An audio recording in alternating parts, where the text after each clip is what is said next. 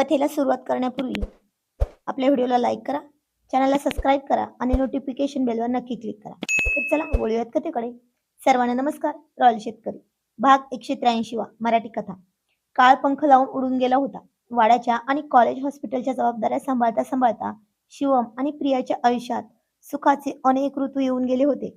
त्यांचे ते गोड जुळे शिवांशी आणि प्रियांश आता छान खेळती बागडती 6 वर्षांची झाली होती. तर दुसरीकडे अतुल आणि जान्हवीचा मुलगा वंश आता 8 वर्षांचा झाला होता. आज अतुलच्या घरी वेगळीच धामधूम होती, कारण आज वंशचा 8वा वाढदिवस होता. या वाढदिवसाच्या निमित्ताने संपूर्ण रॉयल टोळी अतुलच्या घरी एकत्र आली होती. शिवम, प्रिया आपल्या दोन्ही मुलांसह वेळेत पोहोचले होते. पण घरात आल्यावर प्रियाचे डोळे कुणाला तरी शोधत होते. ती म्हणाली, "जान्हवीताई, अस्मी आणि चैतन्य अजून आले नाहीत का? कुठे आहेत दोघं?" प्रियाने घरात पाऊल टाकताच विचारलं. सख्खी नणंद असली तरी अस्मी आणि प्रियाचं नातं मैत्रिणीसारखं घट्ट होतं. तेवढ्यात अतुल तिथे आला आणि म्हणाला, "प्रिया वहिनी, ते दोघं नाही आले, पण आपली लाडकी 4 वर्षांची पौर्णिमा आहे ना, तिच्यामुळे." "का? काय झालं माझ्या पौर्णिमेला?" प्रियाने काळजीने विचारलं. "अगं काही नाही ग, काल हे गेले होते तर तिला 4 वर्षांची व्हॅक्सिन दिली आहे कालच, त्यामुळे ती जरा तापली आहे." जान्हवी म्हणाली. आपल्या सख्या भाचीला ताप आलाय आणि ती आली नाही हे ऐकल्यावर शिवम आणि प्रियाला राहवलेच नाही. वाढदिवसाचा मुख्य कार्यक्रम सुरू होण्यापूर्वीच मामा मामीने आवर्जून वेळ काढला. शिवमने गाडी काढली आणि दोघेही तातडीने अस्मीच्या घरी जाऊन आल्यावर लाडक्या भाचीला पौर्णिमेला अस्मीला भेटून आले. तिला कुशीत घेऊन, तिच्या कपाळावर हात फिरवून, तिला भरपूर मुके देऊन आणि खाऊ देऊन आल्यावरच मामा म्हणून शिवमच्या आणि मामी म्हणून प्रियाच्या जीवाला शांतता लाभली होती. संध्याकाळ झाली आणि वाढदिवसाचा सोहळा मोठ्या उत्साहात पार पडला. केक कापून झाला, मुलांची धमाल झाली. शिवांशी, प्रियांश, वंश या तिघांनी मिळून घरात नुसता धुमाकूळ घातला होता. शिवम आणि अतुल मुलांच्या या खोड्या बघून हसत होते. रात्रीच्या जेवणाची वेळ झाली. डायनिंग टेबलवर मस्त गावरान बेत आखला होता. गरम गरम पुरणपोळ्या, कटाची आमटी, बाजूलाच वाटीत गावरान तूप वाढले जात होते. तेवढ्यात सगळे जण आनंदाने गप्पा मारत जेवायला बसले. शिवम गप्पा मारण्यात मग्न होता. जेवताना जान्हवीने गरमागरम पोळीवर गावरान तुपाची धार सोडली. तुपाचा तो खमंग पण उग्र वास हवेत दरवळला आणि त्या वासासरशी प्रियाच्या पोटात एकदम गोळा आला. तिच्या गळ्याशी उचमळल्यासारखे झाले आणि तिने तिने उलटीची भावना झाली होती तिला. तिने लगेच तोंडाला पदर ठेवला. ती टेबलावरून बाजूला झाली. तिच्या चेहऱ्याचा रंग एकदम उडाला होता. बाजूलाच बसलेल्या जान्हवीच्या नजरेतून हे सुटलेच नाही. तिने काळजीने विचारले, "काय ग प्रिया, काय होतंय? चेहरा का असा पडलाय तुझा? तुपाचा वास सहन झाला नाही का?" प्रियाने कसाबसा स्वतःवर ताबा मिळवला. तिने हळू शिवमच्या दिशेने पाहिलं. सुदैवाने शिवम अतुलशी ब्रँडच्या कामाच्या बद्दल बोलण्यात गुंग होता. त्याने त्याचे इकडे लक्षच नव्हते. प्रियाने सुटकेचा श्वास घेतला आणि जान्हवीला टाळत म्हणली, "अहो ताई, काही नाही हो, आजकाल वेळेवर जेवण होत नाही ना, त्यामुळे कदाचित पित्त, ऍसिडिटी झाली असेल, म्हणून असं होतंय. काळजी करू नका, मी ठीक आहे." जान्हवीने संशयाने तिच्याकडे पाहिलं, पण प्रियाने विषय तिथेच थांबवला. तिने ही गोष्ट अजून शिवमला सुद्धा सांगितली नव्हती. जेवण आटोपून सगळे आपापल्या घरी गेले. शिवम, प्रिया पण वाड्यावर आले. खूप उशीर झाला होता म्हणून मुलं गाडीतच झोपी गेली. आबासाहेब खूप वेळचे वाट पाहत होते, कारण आता आईसाहेबांना जाऊन बरीच वर्ष झाली होती. पण आईसाहेब जसं मुलं बाहेर गेली की काळजी करायच्या, येईपर्यंत झोपत नसायच्या, जेवत नसायच्या, वाट पाहत वाड्याच्या दरवाजाकडे लक्ष ठेवायच्या. आता पण तेच होत होतं. पण ते काम आता आबासाहेब करायचे. आणि का नाही करणार? शेवटी आईसाहेब सगळं त्यांच्यावर सोडून, त्यांच्या जीवावर सोडून त्यांच्या हृदयात स्थान मिळवून गेल्या होत्या ना. मग आईचं काळीज होतं ते. काळजी तर करणारच ना आबासाहेबांच्या रूपाने. गाडी वाड्याच्या दारात येऊन थांबली तसं आबासाहेब आणि गंगू मावशींनी पटकन बाहेर आले, कारण त्यांना माहित होतं की मुलं अशा वेळी झोपलेली असतात. पटकन आबासाहेबांनी प्रियांशला झोपेतच उचलून घेतलं, कारण तो मस्त गुटगुटीत होता आणि गंगू मावशींना झेपेल की नाही सांगायला येत नव्हतं. पण आपली राजकुमारी ती तर विचारायलाच नको. खूप नखऱ्याची झाली होती आता. आणि नखरे पुरवायला शिवमराजे पाटील होते ना त्यांचे बाबा. मग हे नको खायला, ते नको खायला. म्हणूनच म्हणूनच तर होत्या वाळलेल्या बोंबीलसारख्या. पण खूप नाजूक होत्या बरं. नख जरी टोचलं तरी रक्त येईल अशा होत्या, अगदी प्रियासारख्या. पण आता बायकोचे एवढे लाड असायचे तर राजकुमारी तर बाबांच्या तळहाताचे फोड असल्यासारख्या होत्या ना. म्हणूनच तर प्रिया तेव्हा प्रियाला तेव्हा वाटलं होतं की मुलगी झाली की तिचे लाड होतील बंद, मुलीचे सगळे हट्ट अहो पूर्ण करतील. पण तसं काही केलं नाही बरं राजेंनी. आणि शिवम पाटील मुलीच्या वाट्याचं मुलीला आणि राणी सरकारच्या वाटेचं राणी सरकारला असं प्रेम द्यायचे. मुलं घरात त्यांच्या रूममध्ये नेऊन झोपवली गेली. प्रियाने मुलांच्या खेळणी आणि काही खराब झाल्यावर बदलायला नेलेली कपड्याची पिशवी हातात घेतली आणि उतरल्या राणी सरकार गाडीतून. राजे पण उतरले.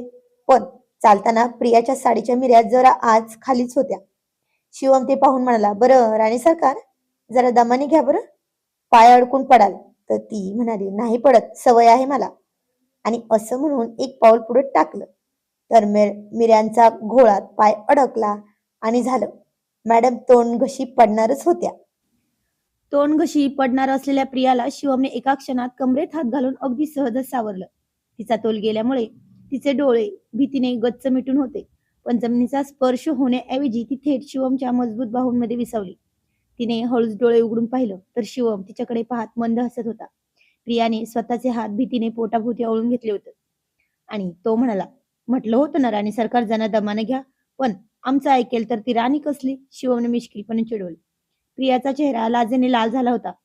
तिने स्वतःला सोडवण्याचा प्रयत्न केला. अहो, सोडा ना, कुणीतरी बघेल, खाली उतरवा. आणि शिवम म्हणाला, छे, अजिबात नाही. आता एकदा पडता पडता वाचलात.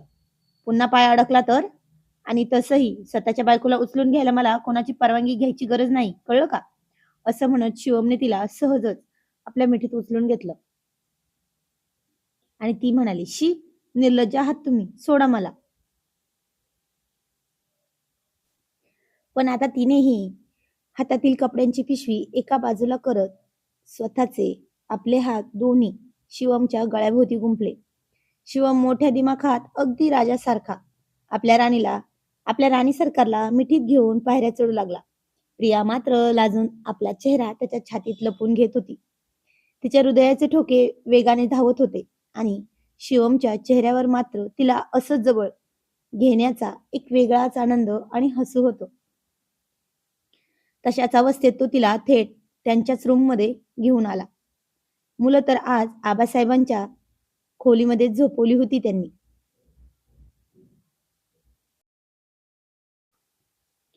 शिवमने तिला अलगद बेडवर पाठ टेकून झोपवलं. पण तिचे गळ्याभोवती गुंफलेले हात मात्र त्याने तसेच स्वतःच्या गळ्यात राहू दिले होते. तो पूर्णपणे तिच्या जवळ होता. दोघांमधील अंतर इतकं कमी होतं की प्रियाला शिवमच्या श्वासांची उष्णता आपल्या चेहऱ्यावर जाणू लागली होती. शिवमच्या डोळ्यात आज एक वेगळीच चमक होती. एक हट्टी, रोमॅन्टिक आणि प्रेमळ प्रेमळ रोख होता. तो तिच्याकडे इतक्या एकटक पाहत होता की प्रियाने लाजून तिच्या पापण्या मिटून घेतल्या. तिला मिटलेल्या डोळ्यां तिच्या मिटलेल्या डोळ्यांकडे पाहत शिवमने हळूच तिचे विस्कटलेले केस तिच्या कानामागे सारले. त्याचे बोट तिच्या गालावरून फिरत फिरत खाली गळ्यापर्यंत आली. तसा प्रियाच्या अंगावर सरसरून काटा आला. ती नकळतच शिवमच्या गळ्यात आपले हात अजून घट्ट आवळत त्याला स्वतःजवळ ओढू लागले. तिने शिवमच्या या प्रेमाला कोणताही नकार दिला नाही. उलट ती स्वतःला त्याच्या प्रेमात वाहून देत होती. शिवम हळूच तिच्या आणखी जवळ गेला आणि तिच्या ओठांच्या कोपऱ्यावर त्याने एक हलकसं चुंबन घेतलं. त्याच्या या अनपेक्षित स्पर्शाने प्रिया शहारली. तिने मंद आवाजात श्वास रोखून म्हटलं, अहो, जरा हळू बरं. तिचा तो हळवा आणि लाजाळू लाजाळू सूर ऐकून शिवमचा जीव तर जणू तिच्यातच अडकला. त्याला काही क्षण काय समजलंच नाही. तो तिच्या चेहऱ्याकडे पाहत गालातल्या गालात हसला. तिच्या कपाळावर आपले ओठ टेकवले आणि म्हणाला, हो राणी सरकार, अहो, आमच्या राणी सरकार खूप नाजूक आहेत ना, माहिती आहे आम्हाला. माहिती आहे ना? मग तरीही प्रियाने लाजत आपले डोळे अर्धवट उघडून त्याच्याकडे पाहिलं. तिचे ते पाणावलेले गहिरे डोळे पाहून शिवम स्वतःवरचा ताबा पार विसरून गेला. तरीही काय? आमची राणी इतकी सुंदर दिसायला लागली की या राजाला स्वतःवरचा ताबा ठेवणं कठीण होतंय, असं म्हणत शिवमने तिचे दोन्ही हात बेडवर लॉक केले आणि तिच्या गळ्यावर आपले ओठ टेकून प्रेमाची एक नवी सुरुवात सुरू केली. शिवमच्या ओठांचा तो हळवा स्पर्श अनुभवताना प्रियाने नकळत आपले डोळे घट्ट मिटून घेतले. तिच्या गालावरची लाली आता अधिकच गडद झाली होती. शिवमने तिचे लॉक केलेले हात हळूच सोडवले आणि तिचे तळहात आपल्या हातांमध्ये घेऊन त्याच्या बोटांनी गुंफण केली. अहो, खरंच कोणीतरी येईल ना? मुलं जर उठली तर बोलवायला तरी येईल ना? प्रियाने अगदी मंद, कातर आवाजात त्याला थांबवण्याचा छोटासा प्रयत्न केला. शिवमने तिच्या अगदी जवळ जात तिच्या कानापाशी थेट भुंग्यासारखा गुणगुणत करत म्हटलं, "मुलं गाढ झोपली आहेत राणी सरकार, आबासाहेबांपाशी. आणि या रूमचा दरवाजा मी आधीच लावून घेतलाय. त्यामुळे आता फक्त तुम्ही आणि मी." त्याच्या त्या बोलण्यातील अधिकाराने प्रियाच्या मनात एक वेगळीच पालवी फुटली होती.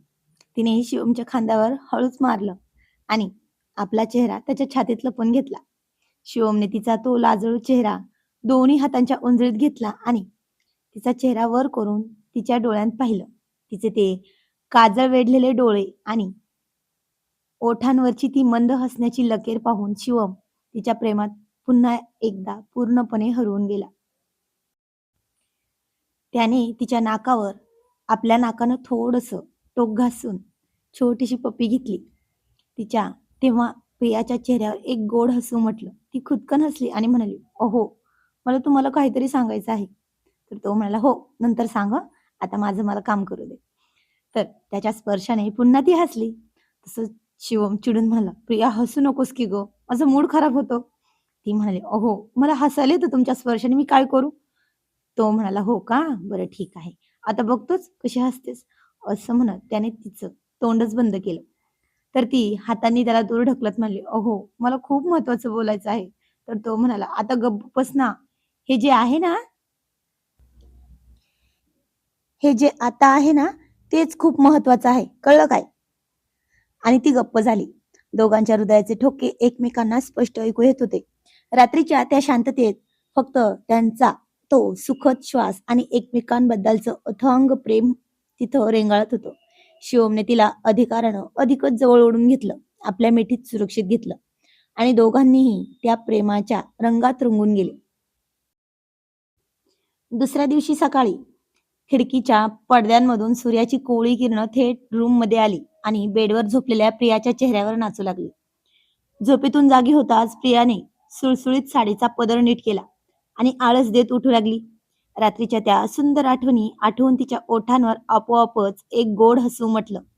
ती ती अंथरुणातून उठणार इतक्यात तिला जाणवलं की कोणाचा तरी मजबूत हात तिच्या कमरेभोवती घट्ट आवळलेला आहे. तिने मागे वळून पाहिलं तर शिवम अजूनही गाढ झोपला होता. पण झोपेतही त्याने प्रियाला आपल्या जवळ घट्ट धरून ठेवलं होतं. "अहो, सोडा ना, सकाळ झाली आहे. मुलं उठायची वेळ झाली." प्रियाने त्याचा हात बाजूला सावरण्याचा प्रयत्न करत म्हटलं. पण शिवमने डोळे न उघडताच तिचा हात पकडला आणि एका झटक्यात तिला पुन्हा आपल्या छातीवर ओढून घेतलं. प्रिया थेट त्याच्या मिठीत विसावली. "अहो, काय हे? उशीर होतोय, सोडा ना." प्रिया लाजत म्हणाली. शिवमने हळूच एक डोळा उघडून तिच्याकडे पाहिलं. त्याच्या चेहऱ्यावर तेच नेहमीचं मिश्किल हसू होतं. तो तिच्या अगदी जवळ जात म्हणाला, "राणी सरकार, रात्री तर तुम्ही म्हणत होतात ना, अहो जरा हळू बरं. मग आता सकाळी सकाळी एवढी कशाची घाई?" त्याचं ते वाक्य ऐकताच प्रियाचा चेहरा लाजेने अगदी डाळिंबासारखा लाल झाला आणि तिने आपले दोन्ही हात आपल्या चेहऱ्यावर ठेवले. "अहो, तुम्ही पण ना खूपच ते आहात. काहीही काय बोलताय, निर्लज्ज कुठले? काही काय? मी तर फक्त रात्री तुमचीच वाक्य आठवून देतोय तुम्हाला." शिवमने तिचे हात चेहऱ्यावरून बाजूला करत गालातल्या गालात हसून म्हटलं, "आणि हो, काल रात्री आमची नाजूक राणी सरकार पडता पडता वाचली आहे. त्यामुळे आज दिवसभर या पाय जमिनीवर नीट टाकायचेत बरं का. नाहीतर पुन्हा मला सेवेला हजर व्हावं लागेल. माझा माझा पाय काल फक्त साडीमुळे अडकला होता. मी मी नाही पडणार आज." प्रियाने लटक्याच रागात तिचं नाक उडवलं. "बरं बाबा, बघूया.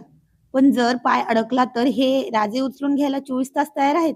असं म्हणत शिवमने तिच्या गालावर हलकीशी पप्पी घेतली आणि तो हसत हसत बेडवरून उठला. प्रिया बेडवरच बसून त्याच्या जाण्याकडे पाहत राहिली. तिच्या गालावरची लाली आणि ओठांवरचं हसू सांगत होतं की तिच्या सकाळची सुरुवात किती सुंदर झाली होती. तो बाहेर जात नाही, तेच परत तसाच रूममध्ये आला.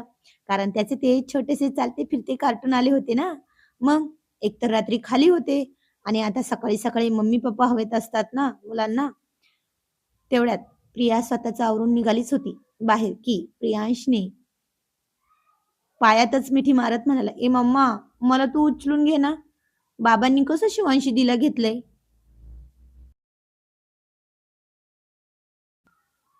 तर प्रिया म्हणाली, "नाही बाळा, मला काम आहे. मी नाही घेऊ शकत." तर शिवांश जिद्द करत म्हणाला, "ओ मातोश्री, घ्या ना उचलून एकदा." तर प्रिया म्हणाली, "नाही बेटा, मी नाही घेणार." तो पुन्हा तसंच म्हणाला आणि प्रिया आता रागवून म्हणाली, "एकदा सांगितलं कळत नाही की? कळत नाही का मी नाही घेणार म्हणून?" तर ते ऐकून शिव म्हणाला, "ओ राणी सरकार, अहो छोटा आहे तो, कसं कळेल? आणि एकदा उचलून घेतलं तर काय होईल?" तर प्रिया म्हणाली, "हो का? मग तुम्हीच घ्या ना. मी घेणार नाही." असं म्हणत जरा चिडूनच खाली गेली. तर शिव म्हणाला, "कदाचित राणी सरकार चिडले आहेत. कदाचित प्रेमाचा डोस कमी झालाय वाटतं." असं म्हणूनच प्रियांशला पण उचलून घेतलं आणि तिघे पण खाली गेले. तर आजचा भाग कसा वाटला ते कमेंटमध्ये नक्की सांगायचं आहे. जाणून घेऊया पुढील कहाणी पुढील भागामध्ये. तोपर्यंत धन्यवाद. Thank you for watching.